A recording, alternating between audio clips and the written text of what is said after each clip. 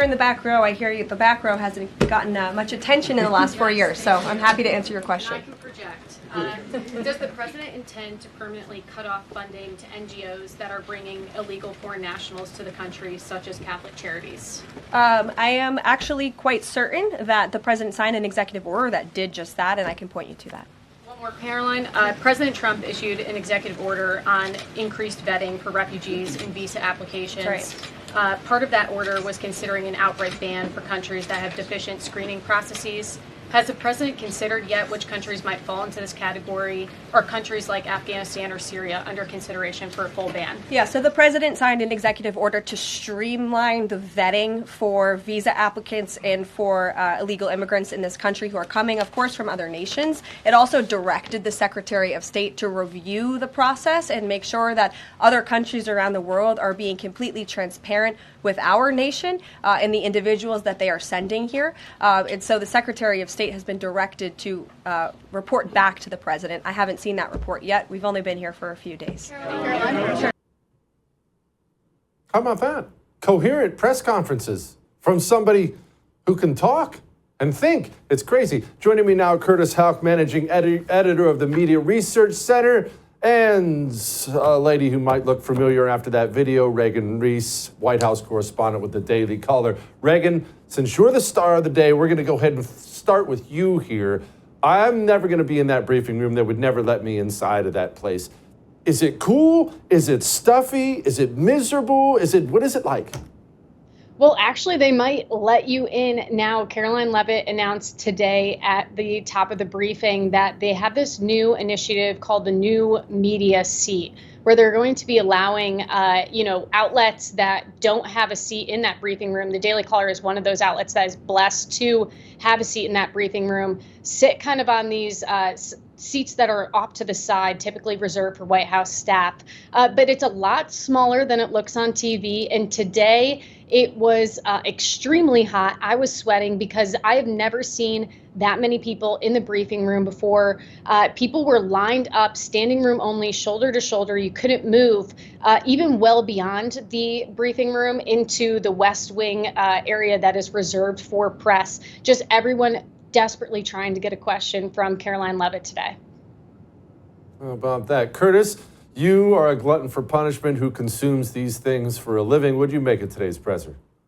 Yeah, Jesse, I've been watching briefings since the last year of the Obama administration with Josh Earnest. So I've been around the block a few times, and it was really interesting to see. And some of the notes that I jotted down as I was listening to Caroline speak to Reagan and all sorts of other reporters, she had substance and she was firm. It was declarative. It was kind of like, it was drinking from a fire hose. It's like a press conference listening to President Trump. So on this first briefing, she's already representing the president well. She's worked for him for a number of years, obviously. By our buddy Sager and Jetty's counts, he pegged at about 21, 22 different outlets that were called on. And that was the thing, Jesse. The AP, CBS, even Fox News, CNN, they all still got their questions in. They were all still called on. But they only got one or two questions because Caroline kept things moving. She kept going to include people like Reagan at the Daily Caller, or friends at the New York Post, Right Side Broadcasting, or OAN, Turning Point USA, Breitbart's Matthew Boyle was the second questioner. The first question went to Axios's Mike Allen. So I think it's just a breath of fresh air to cover all sorts of outlets that cover all sorts of American, walks of American life, including April Ryan, if that kind of thing interests you. It doesn't interest me even that much. But Reagan, do you get the impression that these establishment, the ABC, NBC, CBS, did you get the impression they were annoyed that other different outlets, yourself included, are now allowed at the table? Or are they looking down at you like they're at the cool kids table? What's it like with them? Totally. So it's actually like this unspoken rule that the first question is supposed to go to the Associated Press. And when Caroline tossed the first questions to these new media chairs, Axios and Breitbart, I feel like there was a tension in the room, and I wish I could have seen the faces of the correspondents. Even beforehand, I heard chatter from my colleagues around me who were anxious about what possible changes that Karoline Leavitt would be announcing at the top of the press briefing to the briefing room, worried that it's going to take away this privilege that they have. And also another key sign that the media is a little uneasy with the current setup is that the room absolutely erupted when Karoline said that she wouldn't be taking any more questions. I cannot think of the last time that the room erupted when Karine Jean-Pierre walked off and said that she wasn't going to take any more questions. There was no real hunger to keep asking Karine Jean-Pierre more questions, and there should have been, because we saw her far more than we see the president. And even in this past week, President Trump has taken questions 11 times from the press. That is nearly double the amount of times that President Biden spoke to the press in his first week. And so, there's definitely a little bit of frustration, and I'm curious to see how this all boils over. I love it. Their pain nourishes me. Curtis, in other news, Jim Acosta, well, he rage quit on air. It is never a good time to bow down to a tyrant. I've always believed it's the job of the press to hold power to account. I've always tried to do that here at CNN, and I plan on doing all of that in the future. One final message. Don't give in to the lies.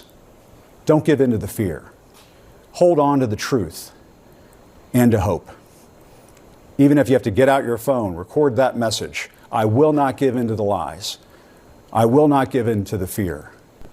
Post it on your social media so people can hear from you too. Okay, Curtis, could you please explain this? Because Jim Acosta should get down on his knees every night and thank the good Lord above that there's any outlet that will pay him to be a talentless loser on television. Why would he quit an outlet that's paying him to do so? Was this one of these quit or be fired type things?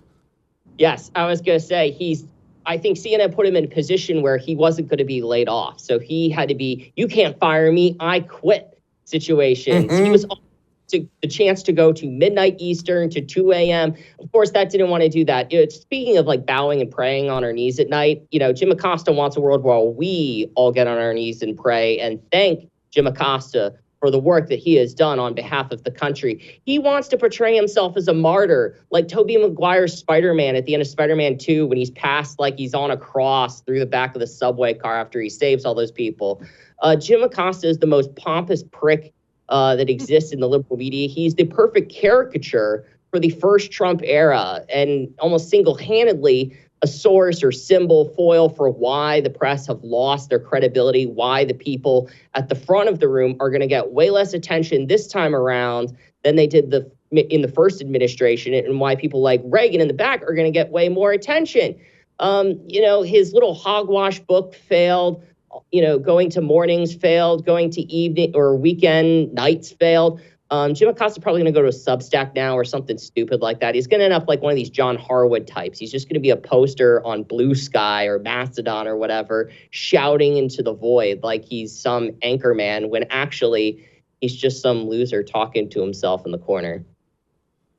He strikes me as a guy who would have one of those real limp-wristed handshakes, like you're shaking hands with the dead fish. I bet he is. Reagan, have you ever shaken his hand? Does he have a limp-wristed handshake?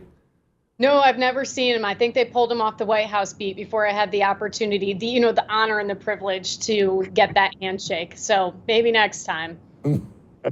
Reagan, who's the biggest jerk in the corporate press you've met? Be honest. Ooh, that's a tough one.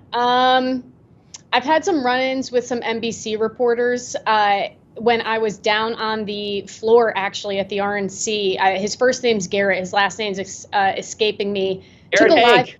The prayer. Yes. Took a live hit during the prayer at the RNC. I tweeted about it because delegates started hitting him and yelling at him and telling him, you don't do a live hit during the prayer. And once he realized that my tweet was going viral, he turned around and said to me, you can introduce yourself before you tweet about me, to which I just shrugged and walked away. But I love that. Keep abusing them, you two. Appreciate you both. Come back soon. I would thank you for coming to my YouTube channel, but I know how brilliant it is, and I know you love it here. So subscribe and watch. We're going to start really ramping things up and putting some funny stuff, some interesting stuff out there, some collaborations. Either way, my YouTube channel is officially the place to be. So stick around.